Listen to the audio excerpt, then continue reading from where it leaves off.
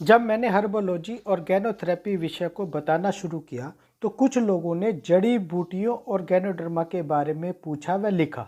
बहुत से लोगों को उम्मीद थी कि मैं एक एक करके जड़ी बूटियों को बताऊं। वो सोचते थे कि जड़ी बूटियों को जानकर वह हर्बोलॉजिस्ट बन सकते हैं। नहीं, तुम एक एक औषधियों को जानकर हर्बलिस्ट नहीं बन सकते। आप वनस्पति शास्त्री तो बन सकते हैं, लेकिन हर्बलिस्ट नहीं।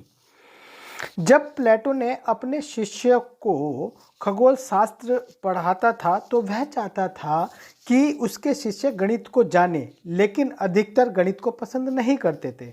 हम तो चांद तारों के विषय में जानना है तो हम गणित क्यों पढ़ें? लेकिन उन्हें गणित जानना जरूरी था, क्योंकि ग्रह की कक्षा की गणना से ही तुम किसी तारे की निश्चित साल के निश्चित समय में उसकी स्थिति को जान सकते हो। वह तब गणित की आवश्यकता पड़ेगी। तब प्लेटो ने एक वाक्य दिया, जो बिना गणित के तारों की गणना करना चाहता है वह अगले जन्म में चिड़िया बनेगा। हम यह तो नहीं जानते कि प्लेटो पूर्व जन्म को मानते थे या नहीं, लेकिन इतना जरूर है, तारों को देखकर कोई खगोल शास्त्री नहीं बन सकता। प्लेटो के आधार पर ही मैंने सलाह देना चाहता हूं कि जो शरीर की कार्यप्रणाली को जाने बगैर जड़ी बूटियों को जानने की कोशिश करेगा वह अगले जन्म में तितली बनेगा। वो एक जड़ी बूटी से दूसरी जड़ी बूटी पर मंडराता ही रहेगा। वह जड़ी बूटियों का जानकार तो बन सकता है, लेकिन हर्बलिस्ट नहीं। इसका कारण सीधा सा है। यदि आप कोई भाषा जानना चाहते हैं तो आपको वाक्य को बनाने की आवश्यकता है, ना कि शब्दकोशों को शब्दों को जानने की।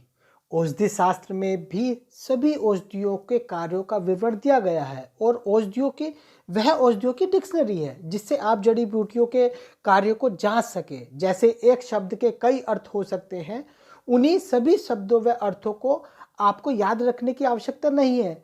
तुम्हें तो केवल उपयोग करना आना चाहिए कि विशेष स्थिति में शब्दों का सही उपयोग कर वाक्यों को बनाया जा सके। कई जड़ी बूटियों के बहुत सारे कार्य हैं, जैसे दालचीनी के 20 से भी ज़्यादा कार्य हैं। क्या तुम दालचीनी के 20 कार्यों को याद रख सकते हो? आप ऐसा कर सकते हो, लेकिन इसी समय आपको 50 जड़ी बूटियों के कार्यों को भी जानना है तो तुम दालचीनी के कार्यों को भूल सकते हो। तो तुम एक एक जड़ी बूटियों के कार्यों को याद कर हर्बलिस्ट नहीं बन सकते। तो तुम जड़ी बूटियों को कैसे जानोगे? तब मैं गैनोथेरेपी का उदाहरण देता हूँ। हम गैनोडर्मा को अपने सिस्टम में एक प्रमुख घटक के रूप में लेते हैं। पिछले 30 सालों से मैं गैनोथेरेपी के बारे में बता रहा हूँ, लेकिन 99% समय में मैं शरीर की प्रणाली व गैनोथेरेपी के 4 नियमों की बात करता हूँ और उसकी संभावित प्रतिक्रियाओं पर। मैं शायद ही कभी अकेले गैनोडर्मा की बात करता हूँ। ऐसा क्यों? क्योंकि अकेले गैनोडर्मा में ही 400 से ज़्यादा सक्रिय तत्व हैं। यदि मैं एक एक करके तत्वों का विवरण दूं तो मुझे 400 तत्वों के विवरण की आवश्यकता होगी, और जब तक हम 30 तत्वों को जानेंगे 50% लोग इसको छोड़ देंगे। 50 तत्वों पर पहुंचते ही 80% लोग छोड़ देंगे, और जब तक हम 100 तत्वों पर पहुंचेंगे तब तक अधिकतर लोग छोड़ चुके होंगे। और यदि वे 30 तत्वों पर ही रुके रहे तो वो इससे पहले वाले तत्वों को भूल चुके होंगे। इसलिए यह गैनोथेरेपिस्ट बनने का रास्ता नहीं है कि हम एक एक तत्वों को पहले से जानें। सही तरीका यह है कि हम पहले शरीर की कार्यप्रणाली को जानें, समझें कि कैसे शरीर में खराबी आती है, शरीर में बीमारी के संकेत और लक्षण क्या हैं। शरीर प्रतिदिन आपसे बात करने की कोशिश करता है, लेकिन संकेतों में, क्योंकि यह हिंदी अंग्रेजी किसी भाषा में बात नहीं कर सकता। केवल संकेतों और लक्षणों के माध्यम से ही आप पता लगा सकते हैं कि व्यक्ति के शरीर में क्या खराब चल रहा है।